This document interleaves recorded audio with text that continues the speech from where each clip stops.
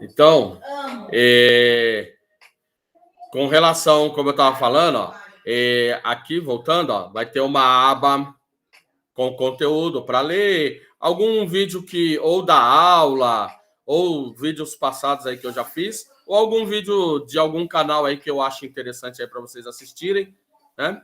E aí aqui, para fazer, sempre vai ter coisa para fazer. E esse aqui, sim, toda semana você vai ter que fazer. É um fórum de presença, tá bom? Então, assim, a parte assíncrona, ou seja, eu não vou dar toda a aula de maneira assíncrona, ou seja, não vou usar todo o espaço das 18h50 às 22h50. Então, ó, a parte presencial eu vou controlar por aqui, né? Pela lista que o próprio Meet gera para mim de presença, né? E a parte assíncrona, esse semestre eu vou fazer um pouco diferente, ó. Esse fórum aqui de presença, esse fórum aqui, deixa eu voltar aqui para vocês verem.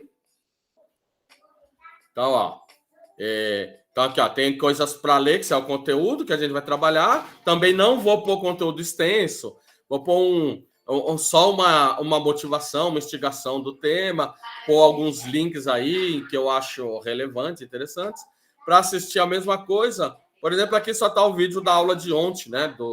Da turma de ontem. Para fazer aqui tem uma perguntinha, né? Então a minha ideia não é ficar fazendo listas intermináveis de tarefas aí, né? Não é. E aqui sim, esse fórum eu vou controlar a presença assíncrona de vocês. Então o que você vai fazer? Toda semana você vai portar algum fato relacionado ao conteúdo da disciplina. Ó. Um link, um artigo, um código. E comentar, né? Cadê? Em algum lugar fala para comentar, né? Que senão você pega qualquer coisa, nem olha, vai lá e posta, né? Então, qualquer coisa, tá bom, gente? E de preferência que esse fórum, você pode interagir com os colegas aí nesse fórum, tá bom?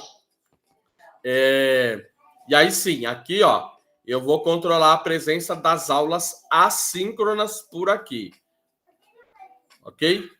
Então, se você entrou, fez lá pôs um link, um artigo, um código, um comentário, né? E aí você tem a presença da parte assíncrona, né? Beleza? Tudo bem? Tranquilo? Entenderam a ideia aí, gente? Mas é toda semana isso, professor? Isso, toda semana. Toda semana. Beleza. Toda semana, Dino. Pode ser dúvida também. Por exemplo, esse código aqui, esse trecho eu não entendi. E aí, é claro, os colegas também podem interagir, tá bom, gente? Se interagir, já conta presença? O importante é que toda semana você entre lá e poste, para que fique registrado, tá bom, Dimas? Maravilha, obrigado, professor. Então, a parte síncrona vai ser esse fórum, Juliana. Desculpa, a parte assíncrona.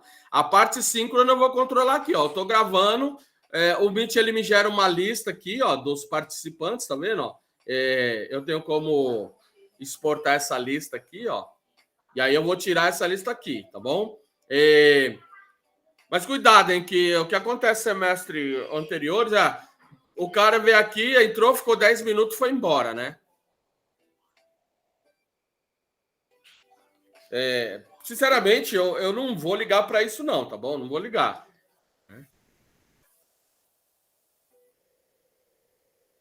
Não, Juliana, a única coisa assíncrona que vai ter é esse fórum. Que toda semana você entra lá, põe um link, um artigo, um código, faça um comentário. Isso toda semana. Agora aqui, ó, para fazer. Possa ser que sim, possa ser que não. Possa ser semana que não tenha nada, tá bom? Tudo bem? Entendeu, Juliana?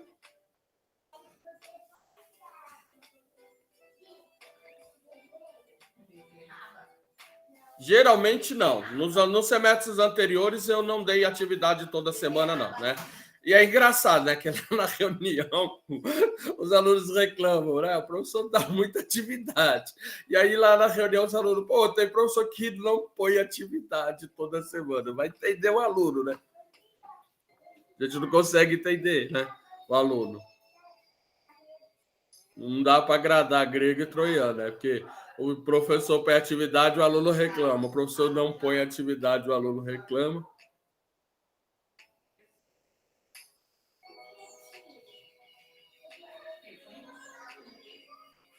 Então, assim, mas nos semestres anteriores aí nesse modo presencial, eu tentei pôr o mínimo de carga de trabalho para vocês. Ou seja, eu quero que vocês entendam o conteúdo que seja essencial, né? Que tenha uma boa formação aí, né, desse conteúdo, mas também não vou ficar te entupindo, não, mesmo porque eu brigo, eu tenho uma competição meio que injusta com a PDS ou PI?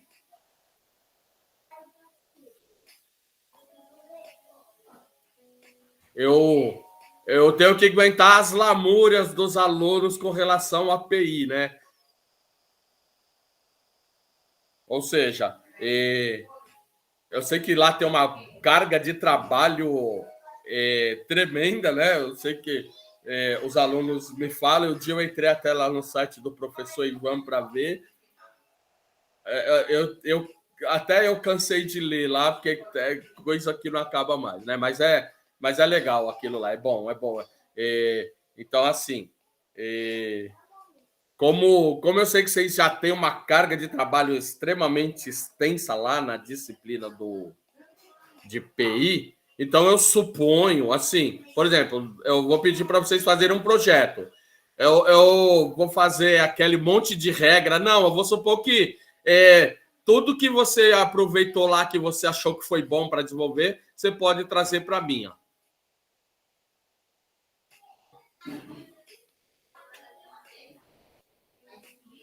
Por exemplo, tem que ter método, metodologia. Eu sou um cara que vim da área de metodologia, tá bom? Trabalhei com processo quase que minha vida inteira, né? Sou engenheiro de software, então eu gostaria muito que você usasse algum processo de desenvolvimento, seja ágil, seja tradicional, eu gostaria. Como eu sei que vocês estão fazendo isso lá no PDS, o que vocês trouxerem de práticas e técnicas de lá, né? Mas eu, particularmente, eu não vou ficar feito um pitbull cobrando, não. Eu vou assumir que vocês vão usar as boas práticas para fazer o meu projeto, visto que vocês já têm uma disciplina que justamente exige isso, né? Então, eu quero crer que você vai usar todas aquelas boas práticas que você está usando em PI e vai usar no projeto que vai fazer comigo, tá bom? Ou seja, o nível de exigência do projeto que eu peço não passa nem perto do de PI, tá bom? Mas eu acredito que boas práticas lá de PI vocês devam trazer para o projeto que vocês forem fazer nessa disciplina. Ok? Depois eu falo do projeto. Então, assim, já aproveitando isso, aqui, ó, a gente tem uma prova, uma avaliação individual de conceitos e práticas. Essas tarefas e trabalhos são essas aí para fazer, que no final isso aqui vai render a bonificação, tá bom? E aí, se você tem um projeto final para codificar em PHP, que pode ser em grupo com até 4 pessoas, depois eu vou explicar direitinho como é que vai ser isso, tá bom? Então, basicamente vai ser assim, tá bom? Você vai ter um projeto para fazer em equipe, vai ter uma avaliação. Deixa eu ver, já tem uma data aqui, eu vou explicar para vocês. Pela minha data, lá para dia 27 de novembro é a avaliação, tá bom? Eu planejo dar só uma, mas nada impede de eu dar mais que uma avaliação. E eu vou explicar para vocês como é que eu tenho feito com as minhas avaliações até então. E não tive nenhum problema e espero continuar não tendo problema. Então, a avaliação está marcada para a data de hoje, 14/9. Você vai fazer agora ela, durante a minha aula, no momento síncrono? Não. Eu vou disponibilizar ela, vou mandar e-mail e falar, a avaliação está disponível hoje para você fazer ela até o dia 21. Você deve me entregar ela até o dia 21. Ou seja, você vai ter uma semana para fazer essa avaliação quantas vezes você quiser. Quantas vezes? E aí vai ser avaliada pela maior nota. Ou seja, se você fizer 10 vezes, na primeira vez você tirou 1, na segunda tirou 2, na terceira tirou 1, na quarta tirou 5, vai valer a maior nota, tá bom? O que eu peço, gente, ó, sinceramente, que você não copie a atividade do colega. Você vai ter uma semana para fazer a prova, para fazer no seu ritmo, do jeito que você quiser. Se não for bem uma vez, você vai poder fazer uma segunda, vai poder fazer uma terceira, quantas vezes você quiser durante esse período. Geralmente eu deixo uma semana. Por exemplo, a avaliação é hoje, ela vai ficar aberta aí por uma semana. E aí você me entrega até o prazo lá de uma semana se esgotar, né? Então, por gentileza, tente fazer sua prova, não copie do colega, porque se eu pegar a cópia de prova ou de atividade, eu vou dar 0 para quem copiou e para quem deixou copiar, tá bom? Até agora eu não tive problemas sérios com isso, né? Claro, tem um ou outro, né? Por exemplo, o semestre passado, eu trabalhei o semestre inteiro com PHP e o aluno me entregou um projeto em Java. Se eu fosse outro professor, o que vocês acham que eu deveria fazer, gente? Pois é, deveria zerar, né? E eu, bonzinho que fui, não. Falei, ó, você vai ter mais uma semana para mim fazer isso. Se você fizer, bem. Se não fizer, você vai lá para a IFA e na IFA você vai ter que fazer lá outra prova, né? Mas sabe, né? Se é outro professor da zero, não estaria aí, né? Falou, tá zero e desculpa o termo, né? Que eu vou usar, que se dane, né?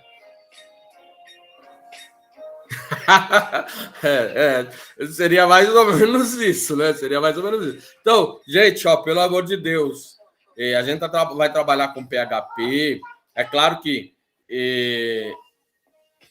eu vou assumir que vocês saibam front-end, por exemplo, HTML, JavaScript, CSS, tá bom? Mas num nível de profundidade rasa, né? Então, se você quiser usar framework como Bootstrap, Vue, React, Angular, o que você quiser, fica à vontade, né? Porque não vai ser meu foco, mesmo porque vocês já viram isso em disciplinas anteriores, né? Acredito que vocês tiveram disciplina que tratou dessa parte de HTML, JavaScript, CSS, né? Então não vou ficar gastando muito tempo com isso, não, beleza? Vou focar mais aqui na parte do PHP, beleza? E aí essa outra parte eu vou assumir que vocês já saibam, beleza? Então, ó, a minha avaliação não é nada absurda a avaliação, tá bom, gente? A avaliação sempre é conteúdo que foi trabalhado, né? Não é até aquela coisa de surpresa, não. Por exemplo, poxa, o professor nunca falou disso na aula e ele está cobrando na prova, então não tem isso não, tá bom? É tudo dentro do que foi trabalhado aí, tudo dentro do que a gente estiver estudando. Avaliação tranquila, né? Porque você não tem aquela pressão de a avaliação começa agora às 18h50, acaba às 19h, e se sair do browser ou se abrir outra janela, está eliminado, né? Como acontece aí em alguns ambientes, né? Por exemplo, você faz uma prova no ambiente controlado, né? Se você abrir uma outra aba, você está desclassificado. Né? Então é tranquilo, né? O intuito aqui é aprender, inclusive com as avaliações, né? Então é isso. Espera só um minuto.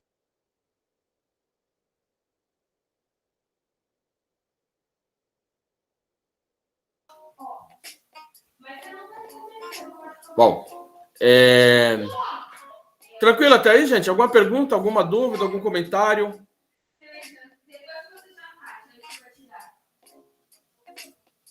Por enquanto, ok. Por enquanto, ok. Por enquanto, ok. Bom, alguém quer falar alguma coisa de si próprio? Por exemplo, habilidade em programação, experiência acadêmica, experiência prática? Se está estudando, se está trabalhando, se está estagiando? Alguém quer falar alguma coisa nesse sentido?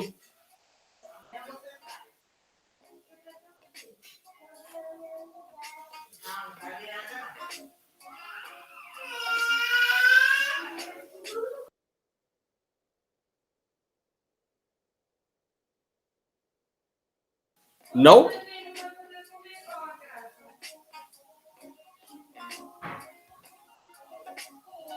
É Gawan que fala, Gawan?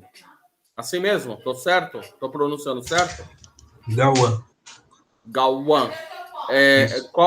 Trabalha com dados? Mais especificamente, o que você faz com dados? Minha função lá tá como Data Engineer Júnior. Basicamente, eu tiro dado de um banco e coloco em outro. Mas antes disso eu trato, né? Faço ETL e tal, esse tipo de coisa. Legal. Alguém mais quer falar alguma coisa? Quer falar mais alguma coisa, Gawan? Não, só isso. Terminando a facu aí, o professor falou que já ia considerar que a gente sabe front, mas o professor de Web 2, sinceramente, não foi muito a fundo na programação, sabe? Então, pelo menos assim, eu e meus colegas aí do projeto, a gente tem um conhecimento um pouco raso de front-end. O Marivaldo tem a back-end. Por que, Marivaldo? Professor, porque é meio programação de corno, assim. Brincadeira. Programação o quê? Não. Era brincadeira. Não, eu prefiro front, assim. Eu tenho um nível de abstração baixa. Então eu prefiro algo que eu já vejo que já tá bonzinho, que já tá bonitinho. E aí o back tem que abstrair demais, né? Eu não gosto. Você trabalha na área, Marivaldo? Não, eu trabalho com dados, mas por hobby eu gosto de desenvolver sites bonitos. Legal. A Juliana trabalha com full stack. Com que tecnologia, Juliana?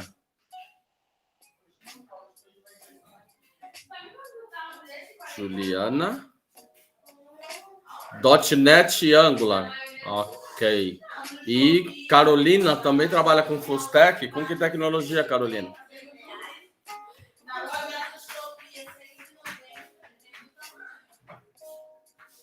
Java e Vue, principalmente. Ok. Pessoal, embora eu trabalhei com... Eu sempre trabalhei na área de processo, né? Modelos de maturidade, qualidade de software, mas eu sempre tive uma predileção pelo back-end, tá bom? Eu odiava front-end, tá bom, gente? Eu odiava. Né? Mas, com o tempo, né? A gente vai deixando essas coisas de lado, né? E agora vem essa ideia de full stack, né? De novo, de você começar a olhar para tudo, mas tudo bem, né? A Gabi... É Gabi? Gabi? É A ou o Gabi? Gabi, não sei.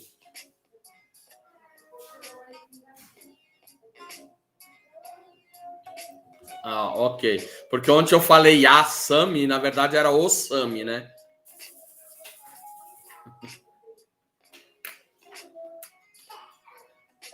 Ótimo. Trabalha com front. Quem mais quer falar alguma coisa aí? Quem mais? Pelo visto, estão todos os alunos aqui, né? Pela minha lista são 26. Aqui nós estamos em... Na minha lista aqui tem 28, mas na verdade uma é a apresentação, né? Então acho que estão todos os alunos aqui hoje. Que bom, né? Espero que continue. Alguém mais quer falar alguma coisa aí?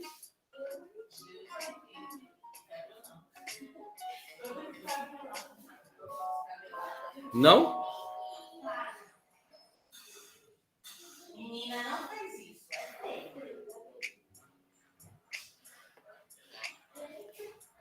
Usa algum framework, Weather? Por exemplo, Spring, Struts, de Raptor? No trabalho a gente usa o Spring. Spring? Rapaz, como esse Spring ficou tão popular? Quando eu trabalhava ativamente com Java, era muito popular o Struts. Incrível. Esses Struts mesmo, eu confesso que eu nem cheguei a conhecer. Hã? Esses Struts eu nem cheguei a conhecer. É incrível, cara. Por exemplo, em 2008, eu trabalhava na FIAP, né? Trabalhava para Stefanini e o pessoal trabalhava struts, né? Caramba. 2008, caramba, já tudo isso. Mas quase todo mundo trabalha com Java, tipo... Agora é Spring, Java, né? usa o Spring mesmo. Agora é Spring, né? Naquela época o Spring era bem tímido, né? Sim, sim. Naquela época. Gestão de projetos, AWS. Ok, Fernando. Gestão de projetos. Né? Você trabalha com projetos ágeis ou trabalha com PMBOK?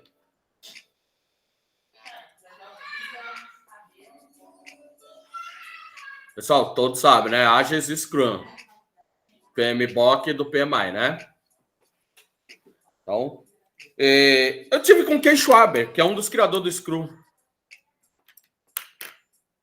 Alguns anos atrás. E com o Jeff Schusserland, que são os criadores, né?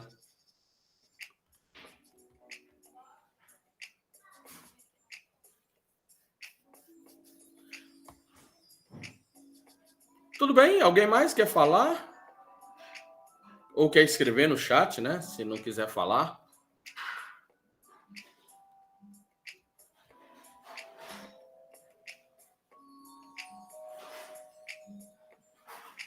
Bom, então ok, gente. Então vamos começar a fazer um ensaio aí de coisas que a gente vai estudar aí. Por exemplo, páginas estáticas versus dinâmicas.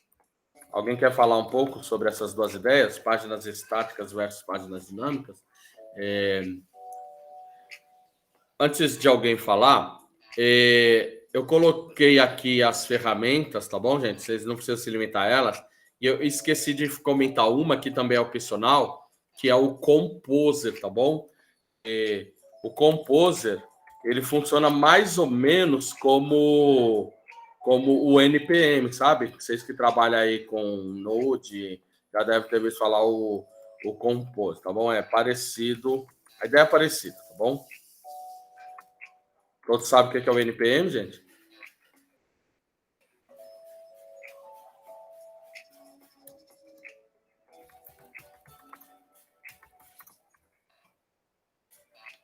Exatamente, né? Um gerenciador de pacote de dependências, né? Então, aí opcionalmente, né? Talvez se a gente estiver trabalhando mais com frameworks, né? Aí, por exemplo, a hora que eu estiver falando do Laravel, aí talvez a gente precise do... Aliás, talvez não. Aí a gente precisa realmente do Composer. Mas, por enquanto, não vai ser tão necessário não, tá bom? Mas ele funciona assim como o NPM, tá bom? É um gerenciador de pacote de dependências para PHP, tá bom? Então, se vocês quiserem baixar o Composer também, acho que o site é esse aqui, ó, Get Composer. Get Composer. O site. Deixa eu ver. É isso mesmo, tá bom? Então, copiar. Deixa eu colocar aqui o link bonitinho para vocês. Bom. Tranquilo? Mas seria bom aí, só para vocês verem aí ele funcionando, né? O Composer. E aí? Gente, vocês estão vendo aqui a minha janela do Composer? Estão vendo? Nesse momento eu não estou vendo vocês, né? Então, se vocês falar assim, não, seria... Sim, tá dando para ver sim, professor. Bom, aqui eu tenho uma URL, correto? Estão vendo? O endereço? Uma URL? Sim. Aí quando eu dou o Enter...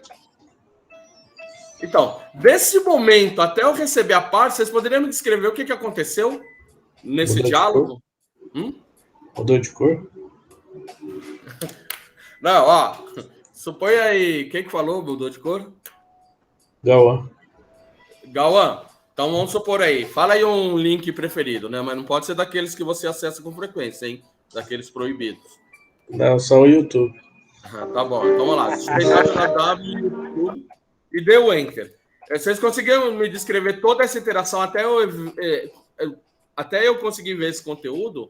Vocês conseguiram me descrever toda essa interação do momento que eu digitei o endereço, aí deu um Enter, aí ele me enviou a página, o que aconteceu, quais são o que está por trás de todas essas coisas? Interação em JavaScript.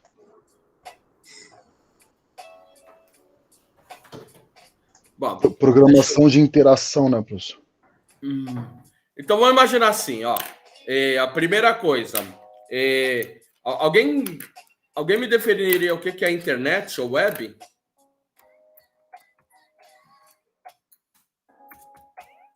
O que é internet na concepção de vocês? Ou web?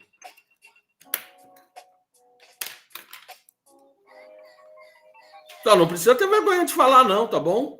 Muitos aí já trabalham com a tecnologia web, desenvolvendo front, desenvolvendo back, desenvolvendo full, né? Não precisa ter vergonha de falar, não. Exato, é uma rede, né, mundial, é uma rede física de computadores, né? E quais são os protocolos que regem a internet?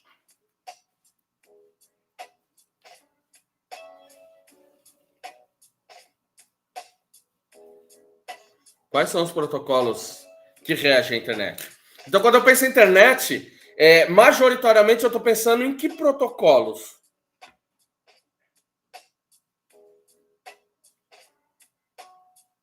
Então, majoritariamente, isso que vocês falaram não está errado, mas majoritariamente é isso aí, Carolina.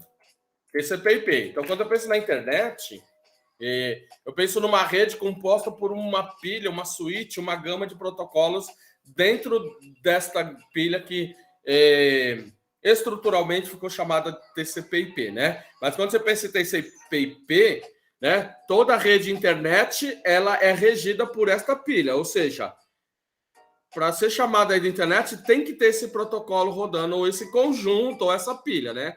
Por exemplo, HTTP, HTTPS, que mais? Alguém pôs mais algum outro aqui diferente? FTP, né? Esses protocolos, todos eles fazem parte dessa pilha. Todos concordam?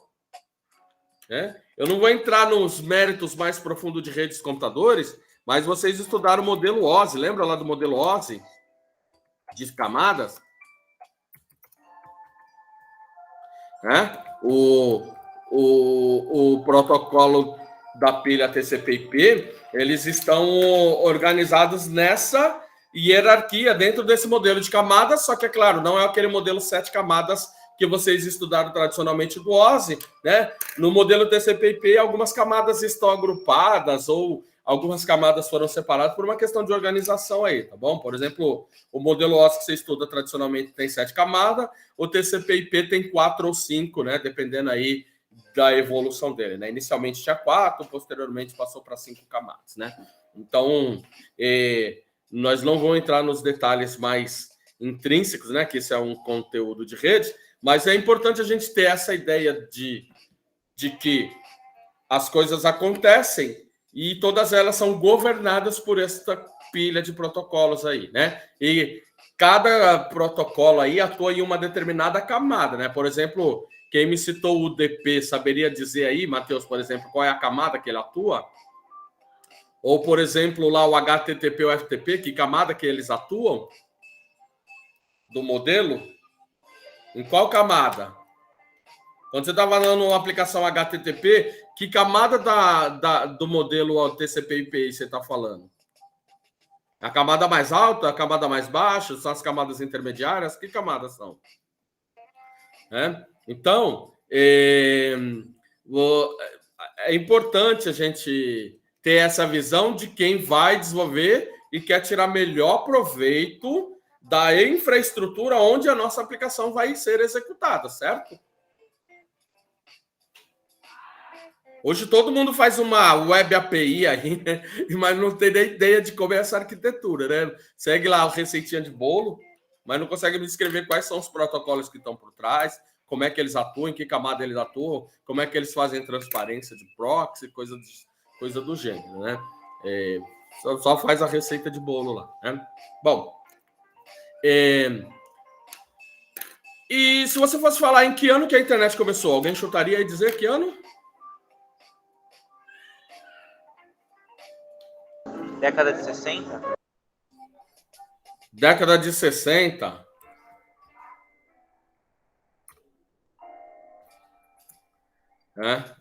E aí? Alguém tem ideia dessa história aí? Década de 70, 73. Bom, pessoal, a internet, ela é bem da década de 60 mesmo, tá bom? Ou seja, mal a gente tinha estabelecido lá os computadores, né? Por exemplo, os computadores pessoais começaram a surgir lá nos meados dos anos 70, né? O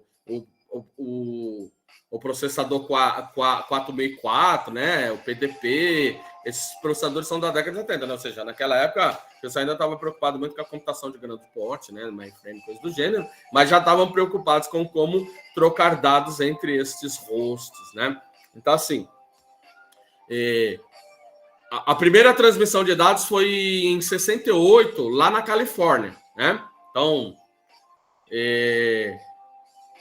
pelo sistema lá de universidades da Califórnia, né? Na verdade, era a Universidade da Califórnia em Los Angeles, a Universidade da Califórnia em Santa Bárbara, a Universidade da Califórnia em San Diego e Davis.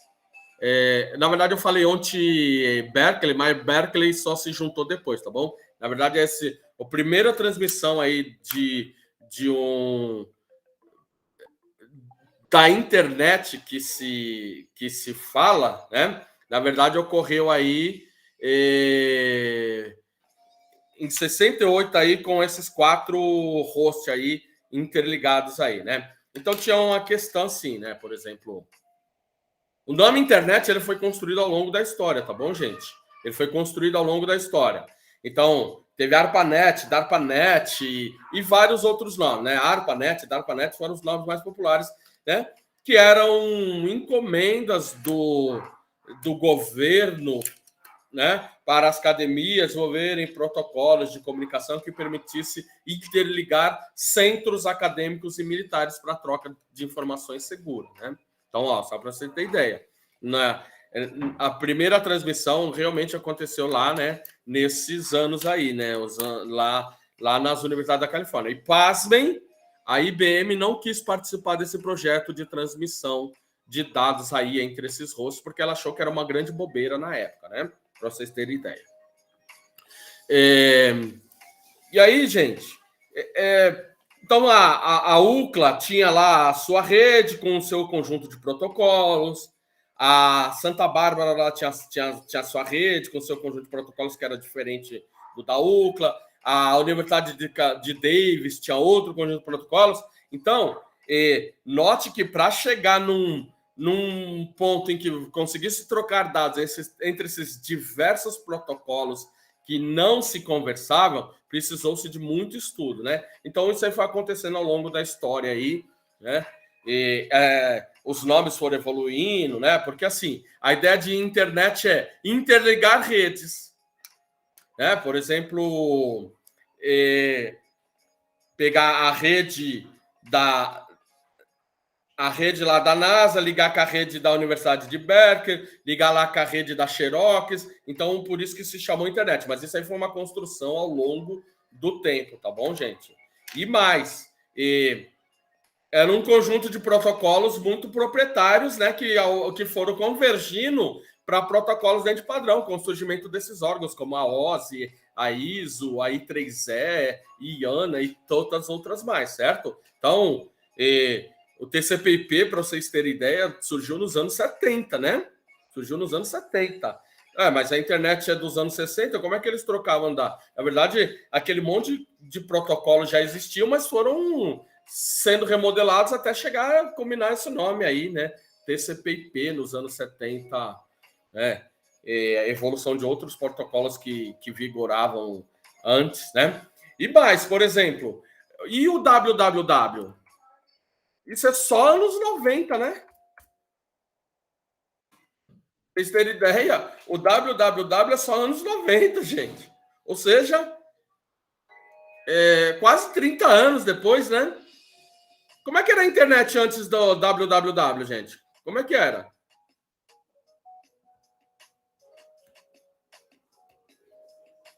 Quando eu penso em www, eu estou precisamente pensando nesse protocolo aqui, tá bom, gente? HTTP.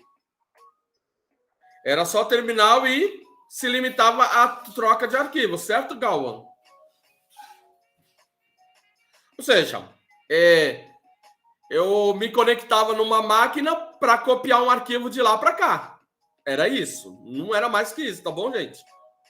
Ou seja, esse negócio de mandar mensagem, que o termo mensagem é trocar bytes entre hosts, tá bom, gente? Ou seja, o trocar bytes entre hosts envia um arquivo para lá, copia um arquivo para cá, envia um arquivo. Era isso, a internet era isso, tá bom? Antes do HTTP, né? É claro que entre o HTTP e o TCP, que é um pouco antes, década de 70, né? Algumas outras coisas aconteceram, né? Então, para vocês terem ideia, eu coloquei aqui, ó. Coloquei aqui, tá bom? Ó, no paralelo. Aqui, ó, no paralelo, ó, para vocês terem ideia. Em outubro de 90, o Tim Berners-Lee, ele escreveu 3 tecnologias que foram fundamentais para o que a gente conhece como web hoje, que é o quê? Ele escreveu uma linguagem de marcação, que ele chamou de HTML. Ele escreveu um identificador uniforme de recursos, que hoje a gente conhece aí, né? A família das URs, né? O RI, o URL, o URN, e um protocolo para transferir hipertexto. Gente, onde é que ele criou isso? Lá no CERN. Eu deixei um link aqui, tá bom? O CERN, para quem não sabe, é lá onde fica o grande colisor de Hadron, né? Bom, quando eu falo grande colisor de Hadron, pouca gente sabe o que é, né? Mas é lá onde fica o acelerador de partículas na Suíça, né? Olha só, o www surgiu lá no CERN, lá no acelerador de partícula, acreditem vocês. Criado aí por esse cara, né? Que é o Tim Berners-Lee. Então, ó, ele inventou isso aí, ó, em 89, enquanto trabalhava lá no CERN. E aqui tem um pouquinho de história. E olha o navegador, gente. Era isso. Olha que coisa legal. Texto, tá bom? Não tinha imagem, não. Era texto, tá bom? Depois, se vocês quiserem ler um pouquinho, tem o link lá do nascimento da web com o Tim Berners-Lee, né? E eu não sei se vocês se lembram, né? Alguém se lembra aí da abertura da Olimpíada de 2012? Ou fechamento, sei lá? Alguém se lembra?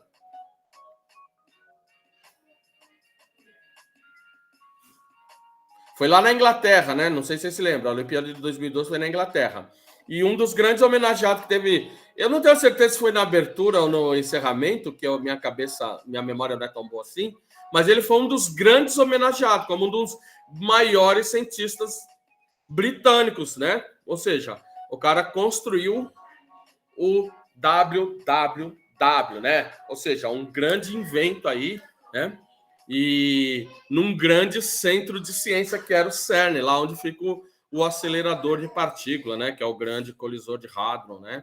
E cá para nós, gente, é um bom lugar para se estagiar na área de computação, caso vocês tenham interesse, né?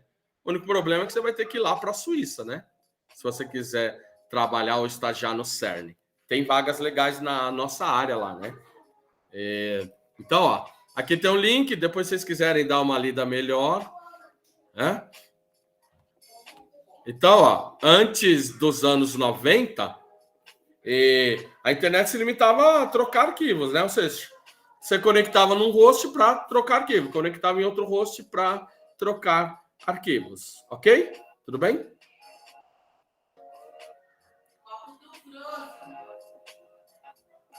Tranquilos? Bom,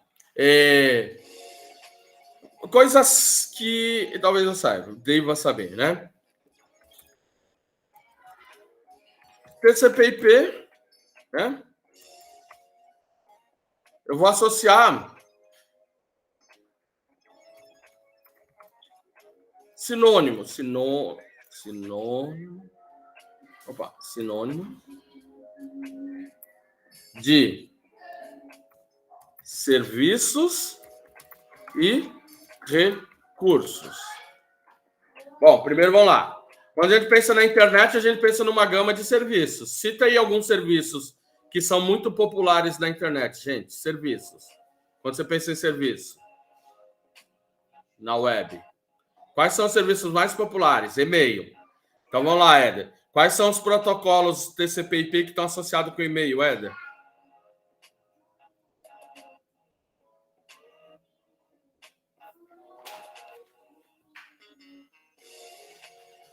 Não, e-mail, Éder. Aí você já foi para outro serviço. Transferência de arquivo é outro serviço, né? Então vamos lá. POP3, SMTP e MAP são protocolos associados ao serviço de correio eletrônico, né? Que é um serviço web, né? O que mais?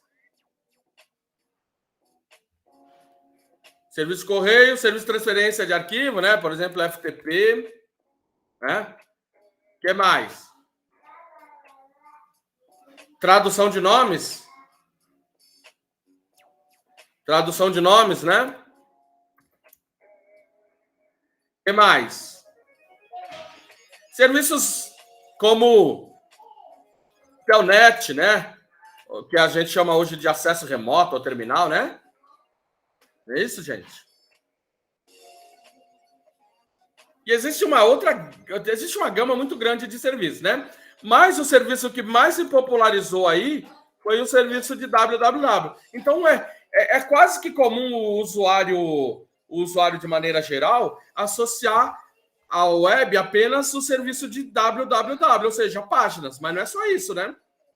Mas quando o grande público pensa em internet, o que vem à cabeça deles é apenas o serviço de páginas HTML, ou o serviço de www, cujo protocolo que está associado é esse aqui, não é isso? O HTTP, correto? Então, gente, para nós, o serviço que vai interessar vai ser o de HTTP, tá bom? O único serviço que vai nos interessar a partir desse instante é o serviço de HTTP, ou, para nós, um servidor web. Quando eu falar num servidor web agora, eu estou pensando num servidor de HTTP, tá bom? Tudo bem? Porque um servidor de FTP também é um servidor web, né? Mas o pessoal acabou desvinculando essa ideia, né? Um servidor de correio eletrônico também é um servidor web, né? Mas o pessoal acabou desvinculando essa ideia e acabou associando que, não, servidor web é só www, né? Por isso que a gente vai falar de serviços. Tem vários serviços associados aí ao TCP/IP, né? Tem uma gama muito gigantesca, né, de serviços aí, né? Bom, aos serviços estão associados portas de atendimento. Todos entendem isso?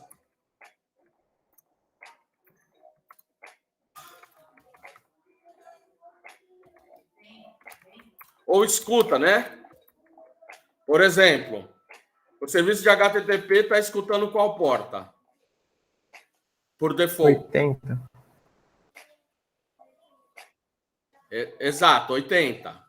Por default é a porta 80. Mas, na verdade, você pode pôr na porta que você quiser. Tá bom, Galva? Mas a porta default é a porta 80. SSH, por default é qual porta? Exato.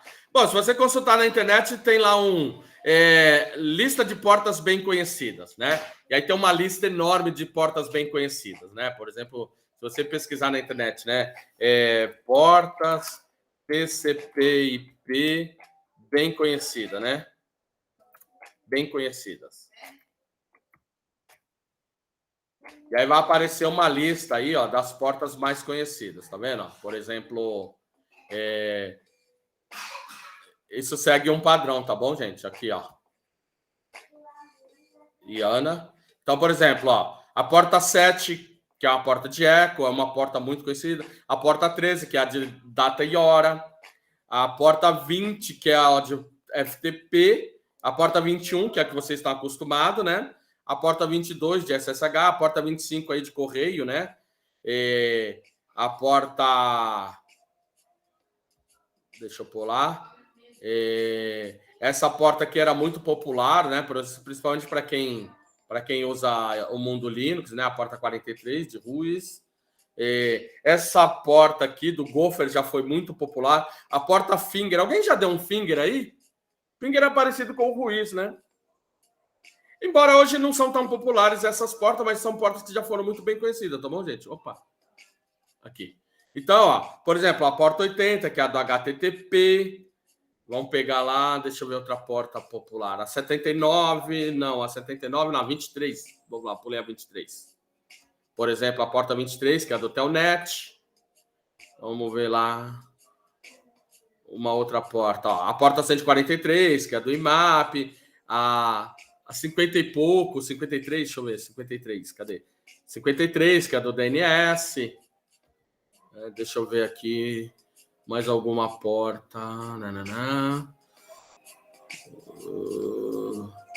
Bom, existem outras, tá bom, gente? Essas portas 500 e pouco, ó, porta de login, né? 513, a 500, né? Para chaves internet, de intercâmbio, as portas essas que muito legais antigamente. Se você quisesse escrever um provedor de internet, provavelmente você ia ter que usar essas portas aqui, né? E assim por diante.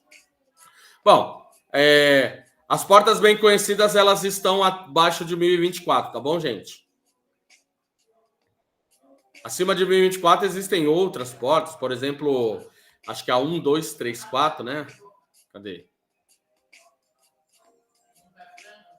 Aqui, a 1234, que é do TOTOS.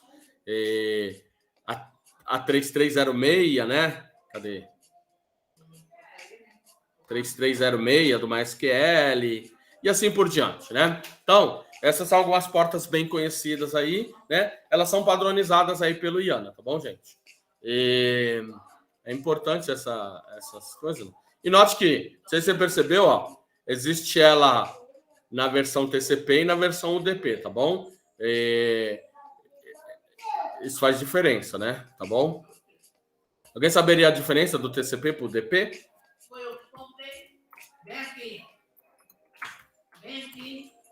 Alguém saberia me dizer a diferença do TCP para o UDP?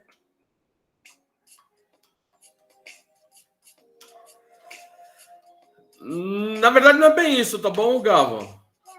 Na verdade, seria o handshake que um faz e o outro não. Todos entendem o que é o handshake?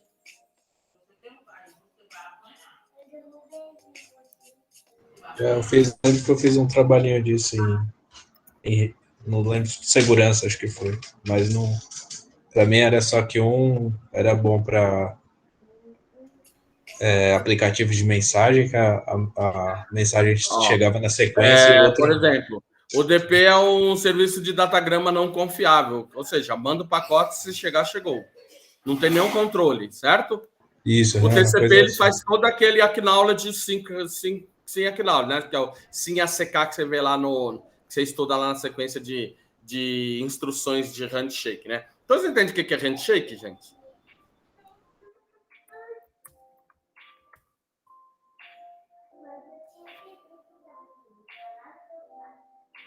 Aperto de mão, né? Cumprimento.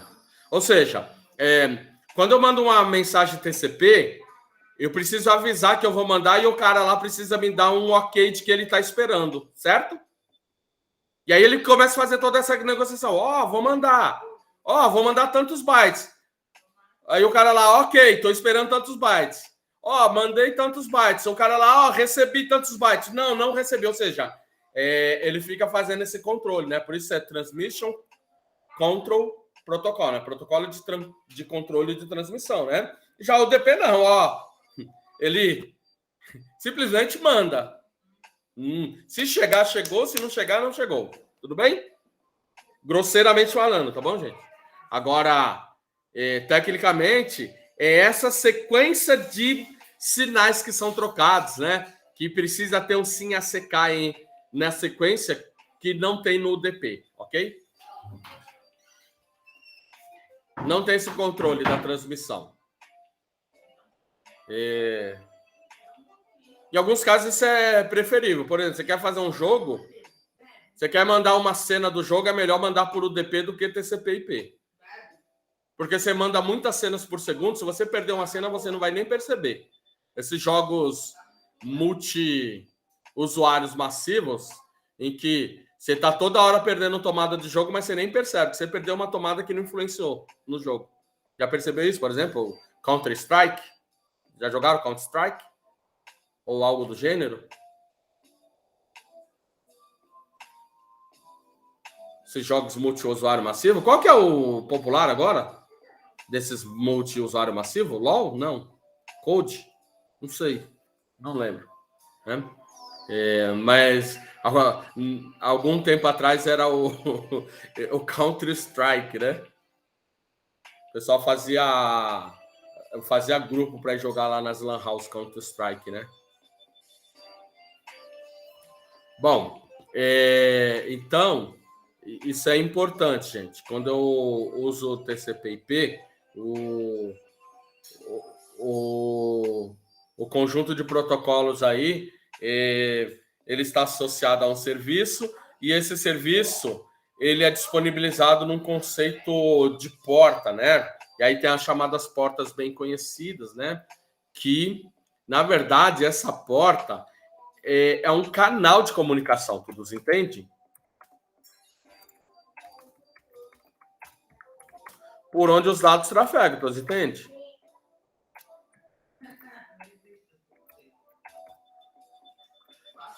Tranquilo? Bom, tecnicamente, você poderia chamar esse canal de socket. Todos já ouviram falar a palavra socket? Já criaram algum socket na vida alguma vez?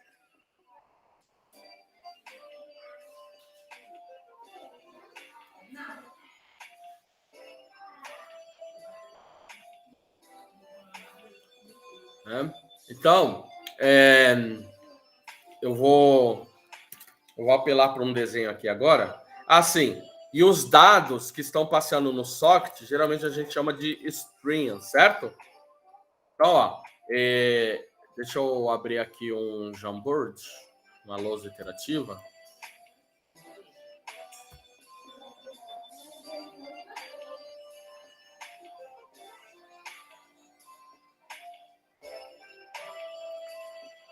Eu não sei porque aqui ele não foi para compartilhar com todo mundo, então eu vou ativar o link, tá bom, gente? Não sei por que isso acontece, mas tudo bem. Então, vamos lá, eu vou abrir aqui.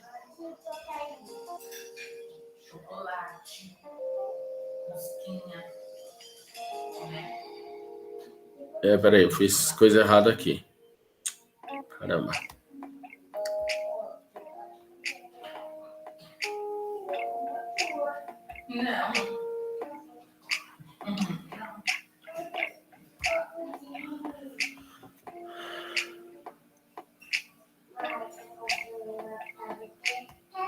Bom, deixa eu definir o pano de fundo.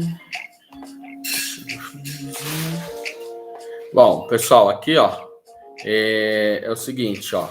Então, suponha. Eu vou aumentar aqui, tá bom, gente? Aí fica melhor. Só um pouquinho. Você não almoça, toma cola. Essa aqui é a minha rede. Internet.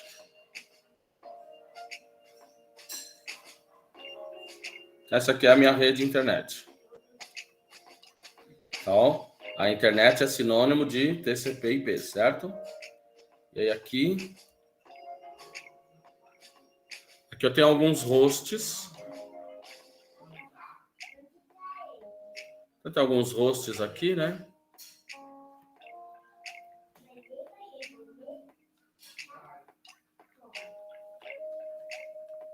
Então, tem um host aqui.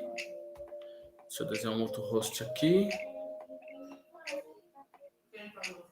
Vou pôr um outro host aqui. E aí todos esses hosts estão interligados aí na internet, né? Deixa eu pôr mais um host aqui.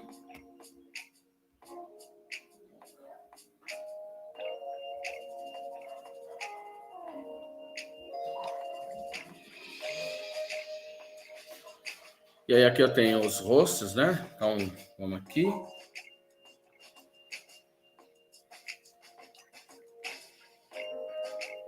Host.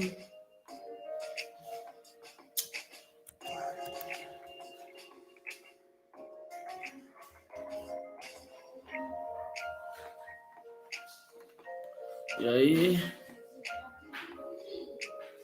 tem aqui mais um outro host.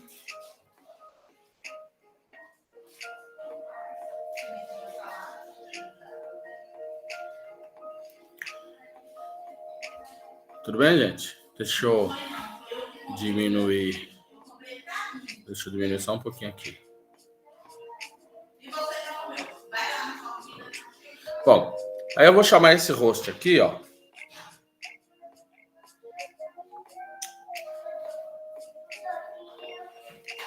Vou chamar esse host aqui de servidor.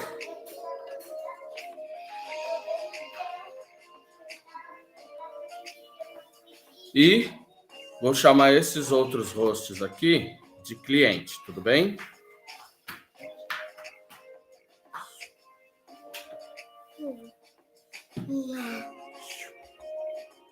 Eu vou chamar esses hosts aqui, ó. Vou chamar esses hosts de cliente. Tudo bem? Espera, que agora eu vou botar ocupado.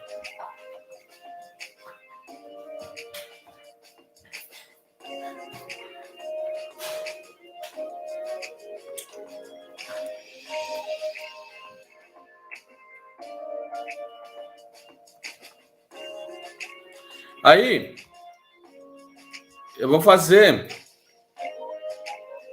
uma request, tudo bem? Então, esse cliente vem aqui e faz uma request, uma solicitação, tá bom? Deixa eu colocar aqui, uma solicitação.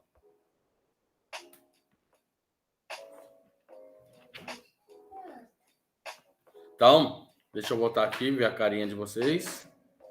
Lá nas linguagens, geralmente existe um objeto chamado request. Alguém lembra disso? Lá no Java ou no C#? Lembra? Então, por exemplo, nessas linguagens tem um objeto para fazer request, né? Então, o cliente vai lá e faz uma request. Aí esse cara vai lá também e faz uma request, né? Aí esse cara vem aqui também, faz uma request.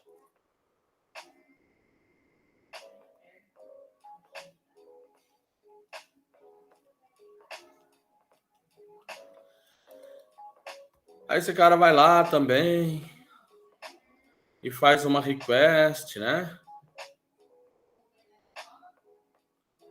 Então, esse cara aqui também faz uma request, né? Então,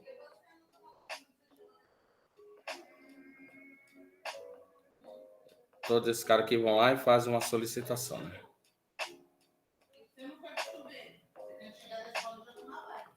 E aí, gente,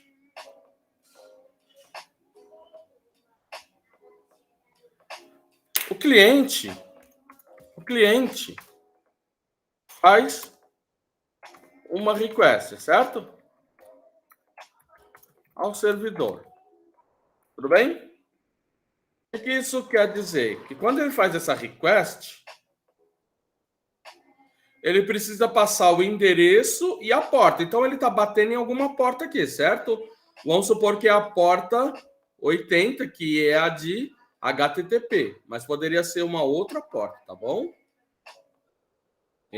O que acontece é que este cliente, ele sabe como negociar esse tipo de solicitação, ou seja, ele está fazendo uma solicitação HTTP, então ele tem que acordar ou concordar com como as mensagens são trocadas neste protocolo. Todos entendem isso? Qual que é a função do protocolo? Garantir que as mensagens trocadas estão dentro do padrão aceitável aí pelo protocolo. Tudo bem? Tranquilo até aí, gente?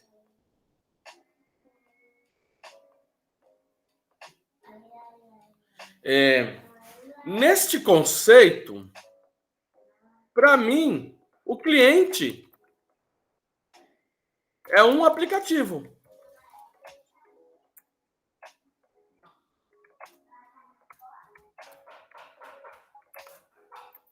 Sabe interagir.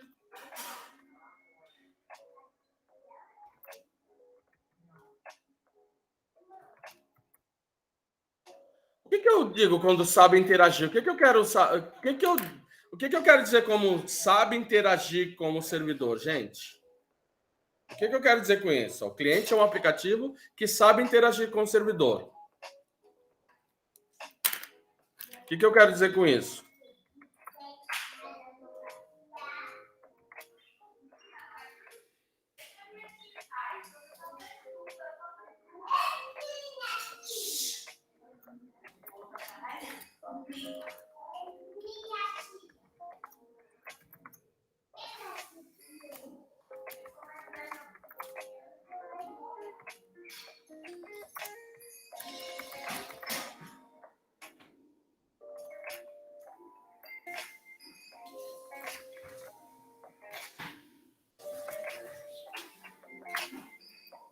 Então, o cliente que sabe interagir, ou seja, ele sabe negociar a mensagem ou trocar dados segundo os padrões daquele serviço, ou seja, ele sabe o funcionamento daquele protocolo, em outras palavras, tudo bem?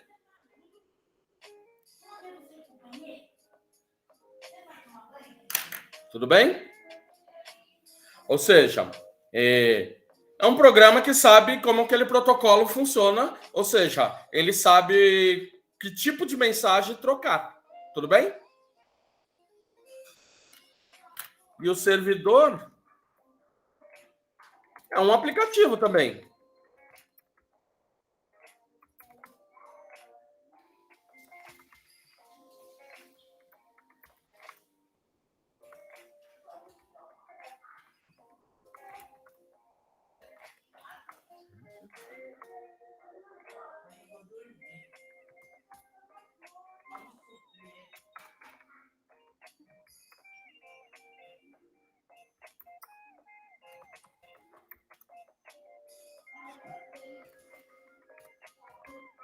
Bom, o servidor é um aplicativo que aceita ou rejeita as conexões do cliente e oferece o serviço ou recurso solicitado.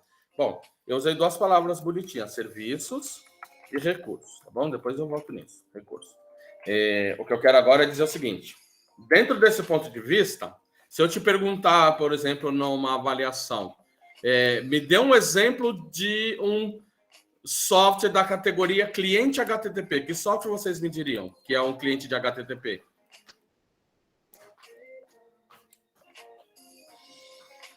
O navegador, por exemplo, esse que nós estamos usando, Chrome, Edge, Internet Explorer, Netscape Navigator e assim por diante. Ou se você quiser, você pode fazer o teu. Só saber como é que um HTTP troca mensagem, aí você escreve o teu sem problema, né? Caso não tiver contente com nenhum desses. E indo nessa mesma linha, se eu te perguntar, me dê um exemplo de um software da categoria servidor de HTTP. Que software vocês me diriam?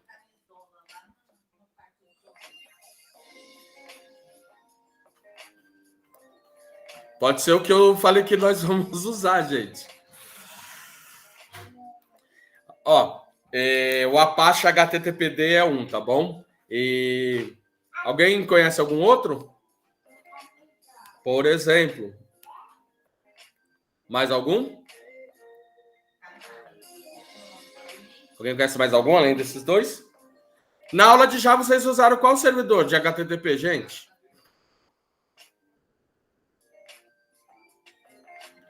Vocês fizeram HTTP lá na aula com Java, fizeram? O Tomcat, né?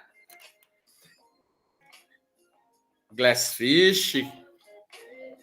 Que mais? O da Microsoft, qual que é? Eles mudaram o nome, eu não lembro o novo nome, tá bom, gente? Mas o nome antigo. Alguém trabalha com ASP, ASP.NET, coisa do gênero? IIS, né?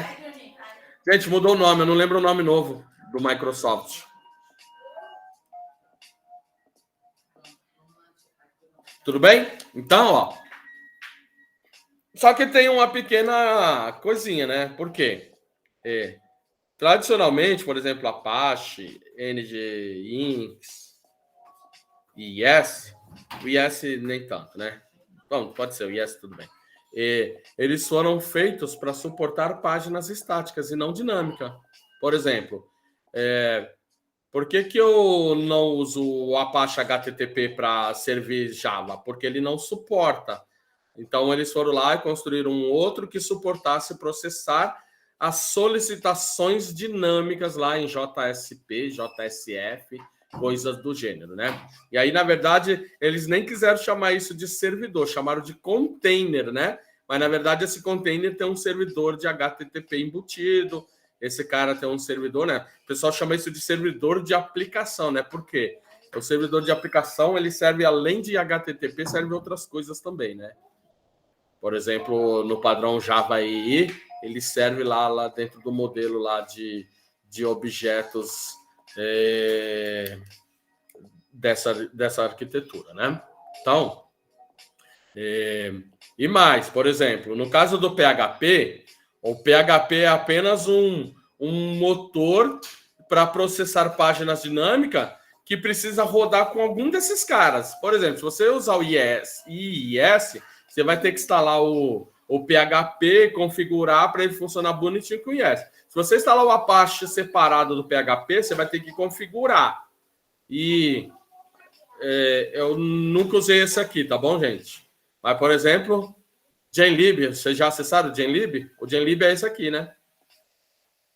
Conhece o Genlib, gente?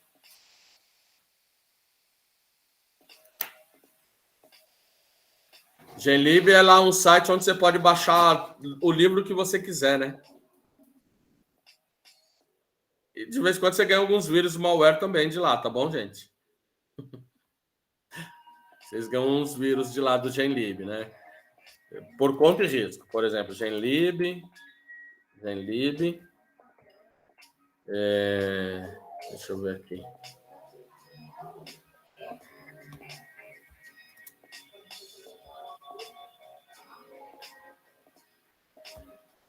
Esse site aqui, ó, é o NGINX aqui, ó. Vou colocar só para vocês verem, ó. PHP.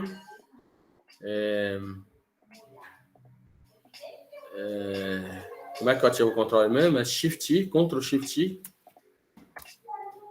É isso. E aí...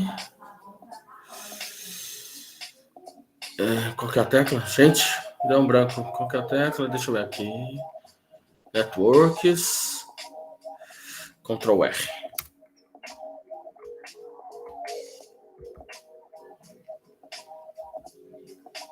Não era isso que eu queria, não, tá bom? Era... Cadê? Aqui, headers.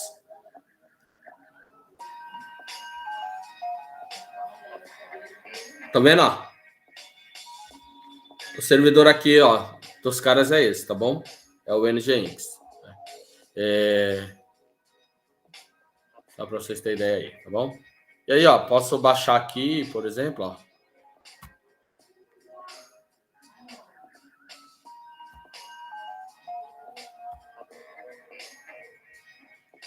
E aí você tá sujeito a ganhar um vírus, tá bom, gente? Um malware. Tá aí, ó.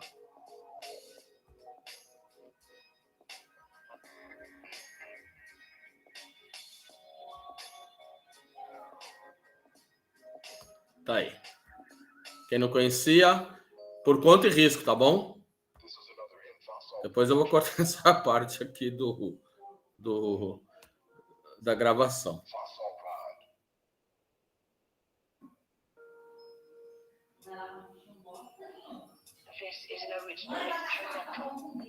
Ah, certo, ok. O IS tem outro nome agora que eu não estou lembrado, gente. Depois eu lembro. Bom, bom, voltando aqui, ó.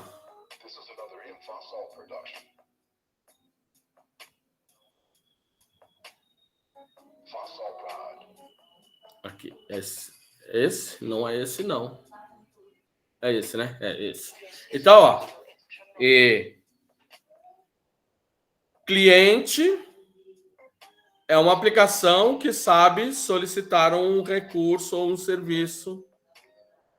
Então, ele vem aqui, bate na porta e solicita um determinado recurso dentro desse serviço TCP/IP. Tudo bem? Bom, pessoal, voltando aqui, ó, o que você precisa ter em mente, ó, que uma vez o cliente faz a request, aí o servidor tem que fazer o quê? O que o servidor tem que fazer? Response. Inclusive é o nome do objeto lá no Java, né? Lá no JSP, né? Lá no ASP, né? É o nome do objeto, inclusive é esse, né? Então, ó, uma vez que esse cara veio aqui e fez uma request, o servidor tem que fazer uma response. Essa response, ela tem que chegar numa porta aqui também. Qual que é a porta? Não sei. Mas tem uma porta desse lado aqui também, tá bom, gente? Aí ele vem aqui, tem que dar lá a resposta para esse... Opa! Tem que dar a resposta. Oh, gente do céu. Ele tem que dar a resposta. Eu bati na porta 80. O cliente tem que saber qual é a porta que ele está batendo. Mas o servidor, para dar a resposta, não precisa saber. Na verdade, ele sabe qual é a porta, mas você é que não sabe. O cliente, quando ele faz a licitação, lembra lá do tal do handshake, coisa do gênero, todas essas coisas são negociadas. Ó, a resposta vai na porta tal. Tudo bem? Tudo bem, gente? E aí a mesma coisa aqui, né? Ele vem aqui, ele tem que dar a resposta, essa resposta tem que chegar numa porta aqui no cliente. Qual que é a porta, eu não sei. Isso aí é negociado na hora que eles fazem a solicitação e resposta, que eles passam os cabeçalhos, tá bom? Que eles trocam cabeçalho, tudo bem? Tranquilo? Pergunta, comentário, observação, dúvidas? Não? Inclusive, a resposta, né, pode ser, por exemplo, ó, ifsp.edu.br/test.html. Ó, tudo bem, ele ignorou, né? Esses servidores mais novos aí que usam framework, os frameworks acabam fazendo rotas, né, que evita esse tipo de coisa, né? Deixa eu tentar um que dê errado, né? Como tem um framework por trás lá, né, que é o Django, se essa rota não está prevista aí, ele simplesmente descarta e joga para a rota padrão. Isso é altamente configurável nos frameworks, tá bom, gente? Deixa eu...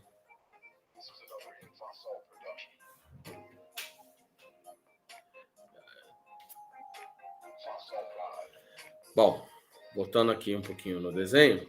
Então, ó, o cliente faz request e o servidor faz response. Agora é o seguinte, gente. Como eu estou tratando HTTP,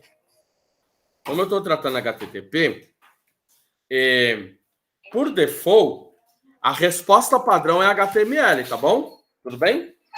Por default. Mas o que é o HTTP? Alguém sabe me dizer?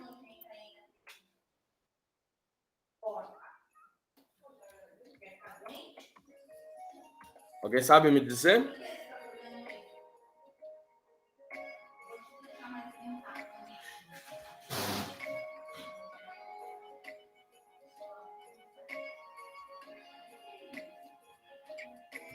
Essa é a RFC aqui, tá bom, gente? Ó, depois eu vou recomendar que vocês leiam. Precisa ler o documento todo? Não. Coisas para te dar maior sustentação quando eu for dizer mais coisas sobre este protocolo, tá bom? Então, ó, essa é a RFC, tá bom? O HTTP é um protocolo de transferência de hipertexto. Aí a pergunta é, o que é hipertexto? O que é o hipertexto?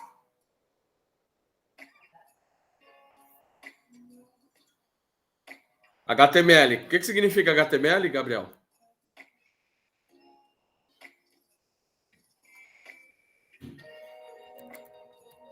Hoje tá mais lento, certo? HTML.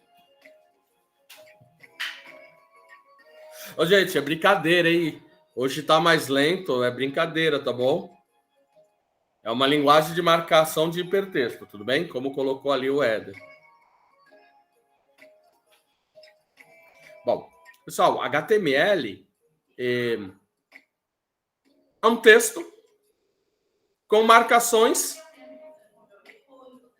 e essas marcações te permitem remeter a outros textos.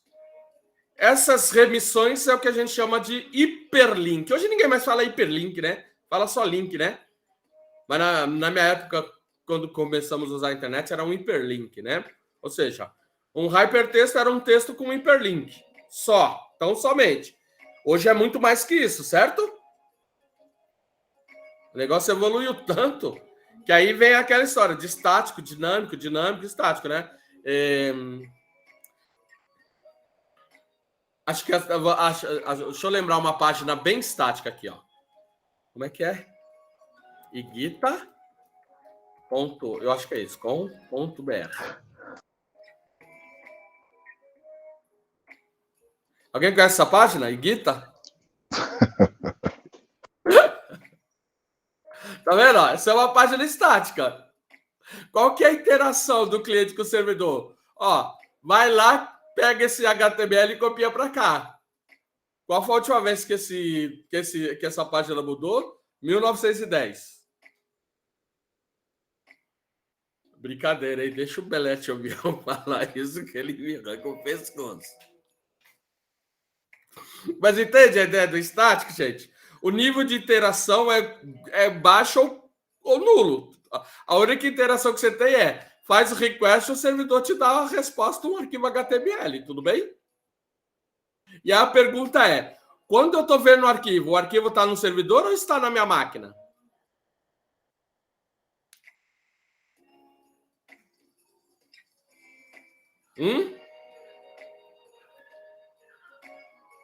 Ou seja, gente, o que eu acabei foi fazer uma transferência de arquivo, não foi?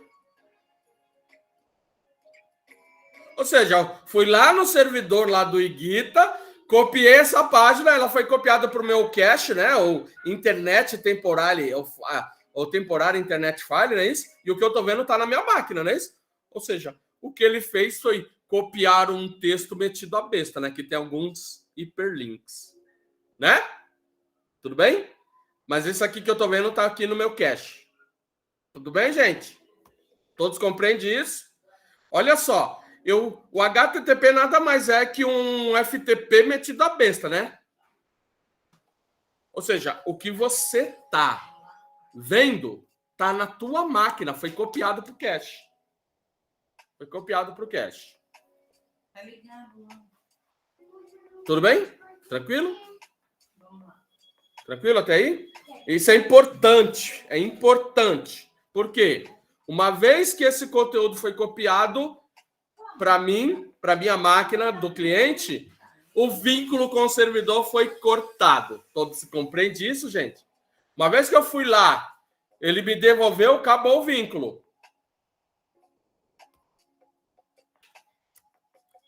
Aí eu vou lá e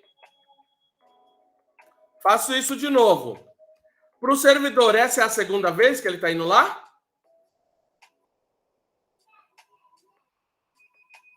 Sim ou não? Aí eu vou lá e fecho. Aí faço isso. Para o servidor, essa é a terceira vez que ele está indo lá? Sim ou não? Independente, Fábio, de estar no cache ou não.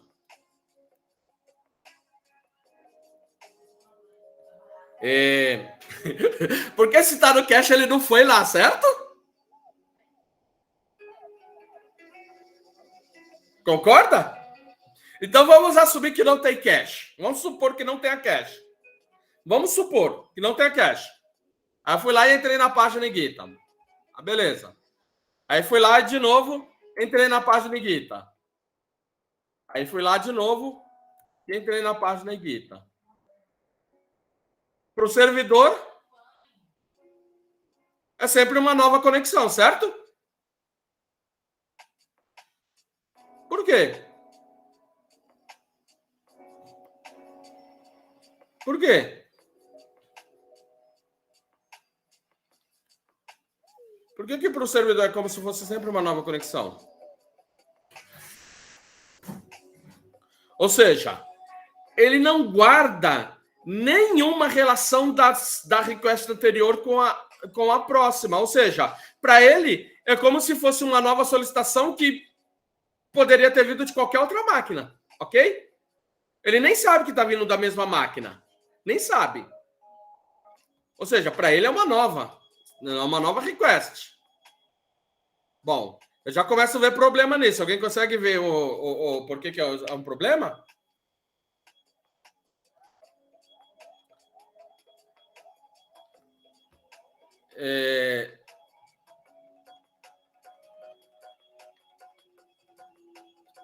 O HTTP mudou um pouco a história, mas eu vou dizer uma propriedade dele, que ele é sem estado de conexão.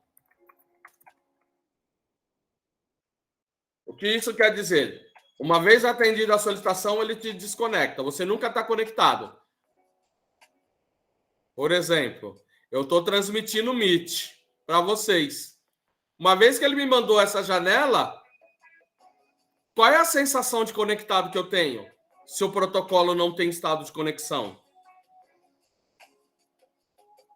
Olha que coisa legal. O protocolo não tem estado. Então, inviabilizaria eu fazer isso, ó. Como é que eu estou falando com vocês, mandando todo... E se cada vez que eu mando alguma ação para o servidor é uma request, e essa request ele entende como uma nova. Isso seria inviável, né? Para essas interações, correto? Mas tem duas artimanhas. Tem duas artimanhas.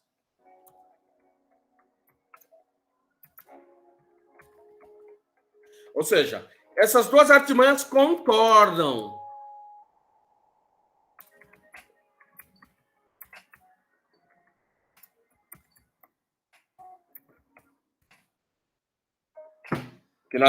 Que esse é importantíssimo. Ou seja, quando você perguntou do cache lá, quem tinha falado do cache? Foi o Gawa? Tá assim. Vocês viram que um monte de site fica falando, ó, aceita cookie, aceita cookie. Se você não aceitar, não vai funcionar. E a razão clara é porque ele não guarda o estado de conexão. Não guarda. Gente, não tente mudar esse protocolo como muitos eu vejo aí. Insistem em dizer, né, que ele mantém a conexão. Não mantém conexão. O que ele cria é essa artimanha. Do lado do cliente, ele, se tiver habilitado, ele grava um arquivo lá e depois ele tenta recuperar. Ou seja, é uma request nova, só que ele associa, vamos fazer uma vasculhada nesse navegador para ver se ele já fez se ele já mandou alguma informação para mim. É isso. E aí, se você limpar o cookie, por exemplo, ou limpar lá o cache, vai ter que fazer tudo de novo, não é assim? Não é assim? Ou seja, se você desabilitar cookie, provavelmente muitos recursos não vão funcionar na tua página. E o outro, depois a gente vai discutir com maior propriedade, é do lado do servidor. Ou seja, o servidor fez uma ação, mandou uma resposta e desconectou. Puxa. Aí vem uma nova ação que quer lembrar aquela ação feita anteriormente no servidor. Bom, se ele não guarda conexão, essa ação para ele também nunca existiu, correto? E aí uma forma é criar alguns objetos, né? Ou criar algumas pequenas informações lá. Ou seja, eu crio alguns mecanismos de sessão, né? Depois nós vamos ver como é que essas coisas são feitas, para dizer que você já foi lá alguma vez. Por quê? Você nunca está conectado. Ou seja, olha que coisa bizarra. Deixa eu ver aqui. Deixa eu ver se aqui vai.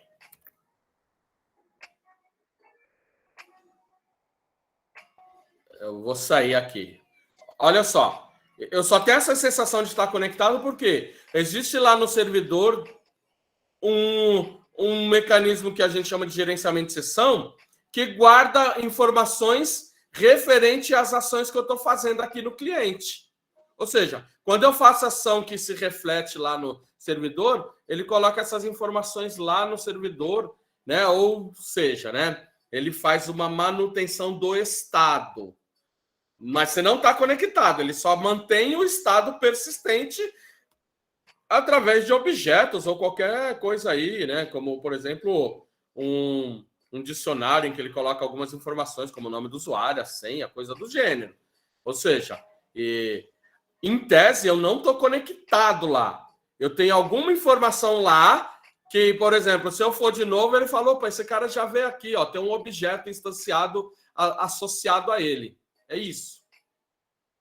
Porque senão não seria possível, ó. Não seria possível. A hora que eu sair daqui, ó. Por exemplo, a hora que eu passei a senha, a hora que eu passei o usuário, chegou lá, ele, legal, beleza. A próxima página fala, bom, não sei. Você já me passou a senha? Já, não sei. Não estou conectado. Então, a hora que você passa esse cara, o servidor recupera essa informação e fala, vamos guardar essas informações numa sessão para da próxima vez, se ele vier aqui, falar, vamos ver se tem esse cara lá. Ele está tentando conectar. Eu suponho que ele já veio aqui. Então, vou guardar essa informação num conceito de sessão, que depois a gente vai ver aí com maior propriedade. Tudo bem, gente? Tranquilo? Tranquilo, gente?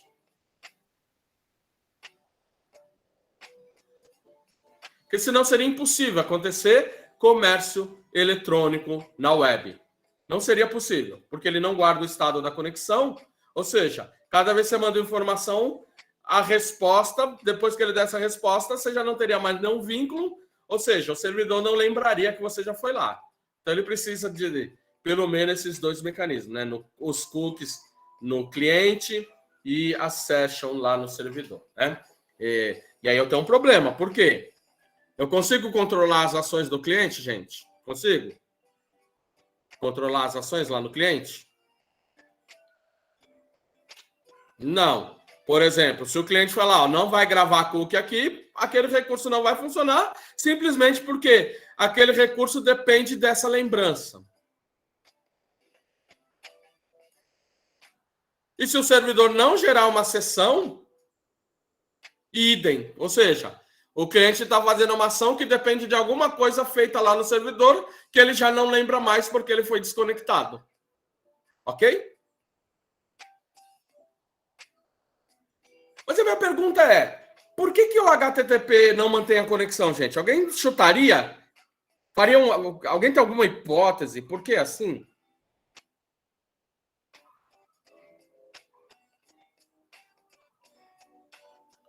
Alguém teria alguma hipótese plausível? Ou pode ser absurda também? Por que ele não mantém a conexão?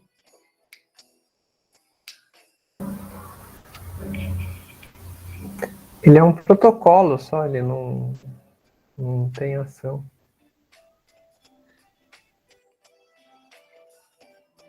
Não manter a porta ocupada. Explica melhor aí, Galwan.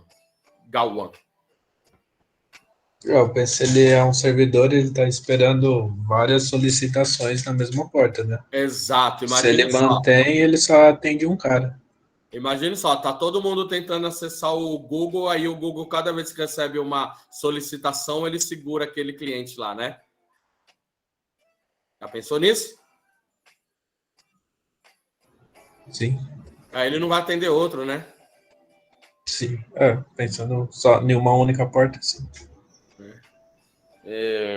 Então, o que ele faz? Atende. Legal, atendeu. Desconecta. Vem outra conexão, legal. Ele consegue lá instanciar 10 threads. Então, ele consegue atender 10 por vez. Legal. E eu vou te dizer, 10 por vez dá para gerenciar muita conexão, certo, gente?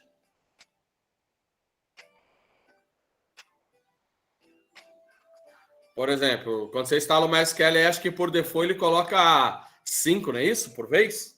5 conexões simultâneas no MySQL.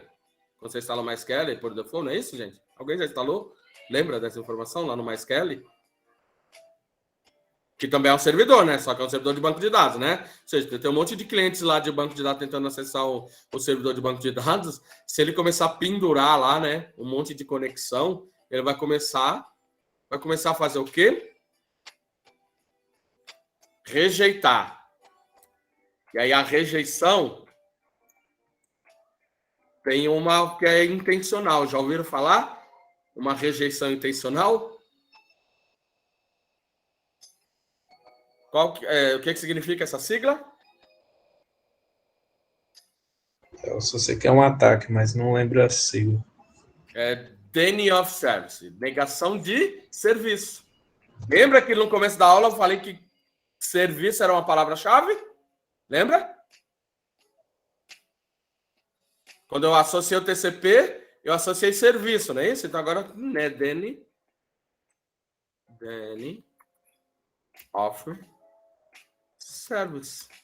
Negação de serviço. Ou seja, essa é intencional, tá bom? Quando você quer fazer um ataque de negação de serviço, desculpa, essa é intencional, tá bom? Agora, essa em que o cara tá recebendo muita solicitação, mais do que ele consegue atender, essa não é intencional, é porque esgotou mesmo a capacidade, tudo bem? Mas o cara se vale das propriedades aí do protocolo TCP/IP para fazer um ataque, né? Por quê? A negação de serviço, o primeiro passo consiste em pedir tantas solicitações quantas ele não consiga atender, certo? Uma hora que ele não conseguir atender, ele vai começar a negar. Mas o que vem a seguir depois da negação é o que é mais interessante, né? Porque qual o interesse de fazer um servidor negar serviço? Tornar ele ocupado a ponto de não conseguir atender todo mundo, né? O que vem depois é o que é legal, né? Pode ser que você esgota ele a ponto dele travar, né? E aí, nesse momento em que ele trava, você, por alguma sorte ou técnica, você instala um serviço no lugar desse, né? Como se fosse um clone desse serviço, só que o seu serviço. Olha que coisa legal, né? E aí, na verdade, quando o cara começar a mandar mensagem, vai mandar para o teu, né? Serviço clonado lá. Claro, gente, falando assim, na teoria é tudo bonitinho, tudo simples, né? Mas na prática não é tão simples assim, né? Tudo bem? Beleza. Bom, ainda tem mais uma coisa aqui. Vou botar nesse desenho. Então, ó. O cliente faz uma request. Então, o cliente passa o endereço e a porta. E o servidor faz uma response. Na verdade, aconteceu algumas coisas no meio do caminho que eu vou ignorar, tá bom?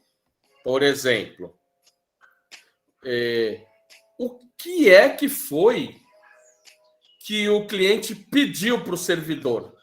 O que o cliente pediu para o servidor? Nessa request HTTP. O que ele pediu?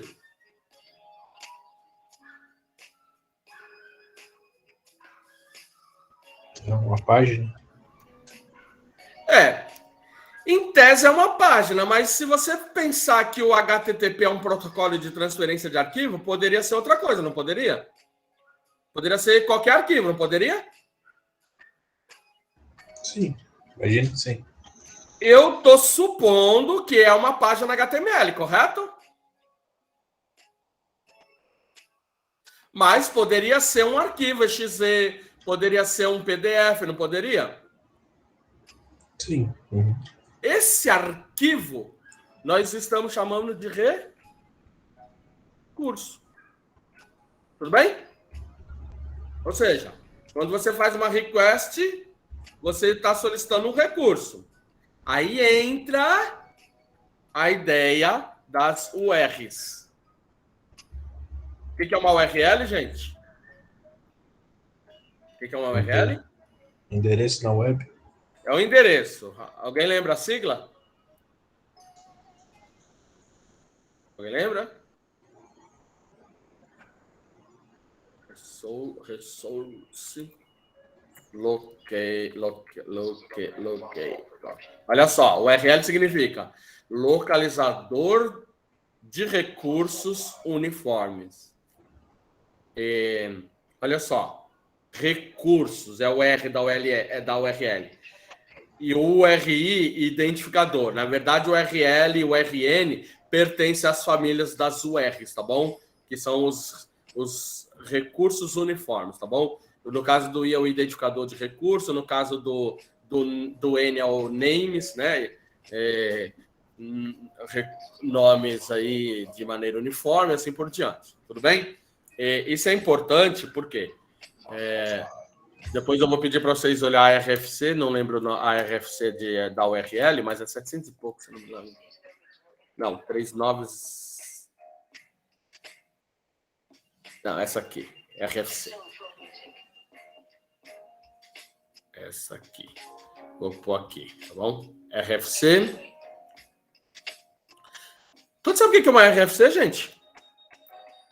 Todos sabem o que é uma RFC? Por exemplo, já citei duas RFCs aí. A do HTTP, que é a do HTTP. E agora essa RFC 1738, que é a da URL, né? O que seria uma RFC? Seria uma solicitação de comentário, uma request for comments. Na verdade, é um documento que descreve o funcionamento desse recurso, serviço ou protocolo. Tudo bem, gente? Ou seja, qual é o documento mais confiável para saber como é que funciona um recurso web ou um protocolo ou um serviço? É buscando a RFC desse cara. Tudo bem? Por exemplo, aqui, ó. Aliás, esse documento é interessante, ó. Tem o Tim Berners-Lee como um dos autores dele. Tem aqui um cara lá da Xerox, um tal de Mazinter. Tem esse cara do MIT. Tem o pessoal da Compaq. E assim por diante. E aí, ó, esse documento, ele descreve o protocolo HTTP na versão 1. Por exemplo, ó, coisas que vocês devem ler. Ó. Por exemplo,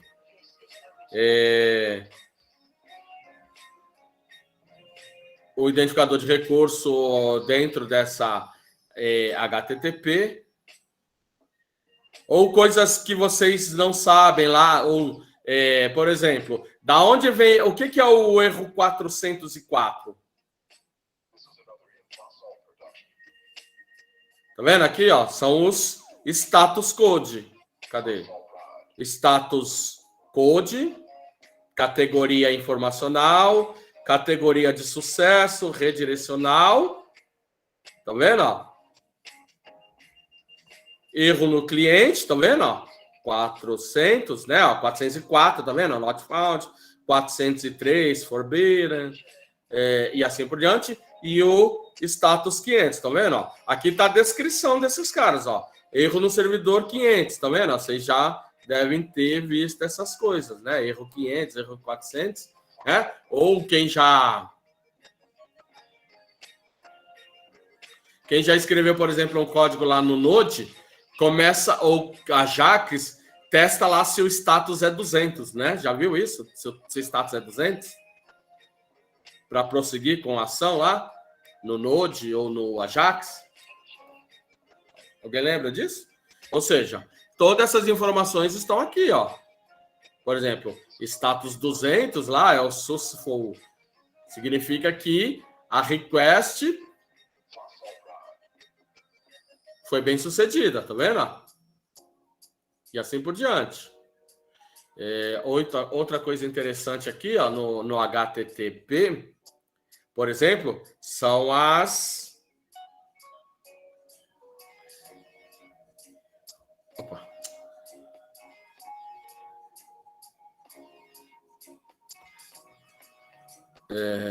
Cadê? Aqui. A definição dos métodos, né? Por exemplo, ó, aqueles métodos que você está acostumado lá, o get, o read, o post, o put, o delete, trace. Todas essas informações estão nesse documento que a gente chama de RFC, o Request for Comments. Tudo bem, gente? Tranquilo? Acho que hoje eu vou ficar por aqui, pode ser? Tudo bem? E aí tem lá uma tarefa para fazer e tem também lá o fórum para você postar alguma coisa, tá bom? Alguma pergunta, alguma dúvida, algum comentário, alguma reclamação? Toda terça vai ter aula síncrona nos primeiros horários. Sim. 18h50 estamos aqui. Beleza. Ok? Tudo bem, gente? Se ninguém tiver mais nada, vou encerrar por aqui. Peraí. Ah, não, eu vou arrumar entre hoje e amanhã, tá bom? Vou arrumar. E aí, caso eu continue com problema, aí você me reporta, tá bom? Mas eu vou... Hoje mesmo eu vou... Hoje não, né? Amanhã eu coloco vocês lá no grupo, quem não tá no grupo, né? E aí acho que assim sana esse problema, tudo bom? Tudo bem? Então é isso, gente. Obrigado aí pela atenção de vocês. Um ótimo início de semestre aí para todos nós. E até a próxima semana. Valeu, boa noite. Boa noite.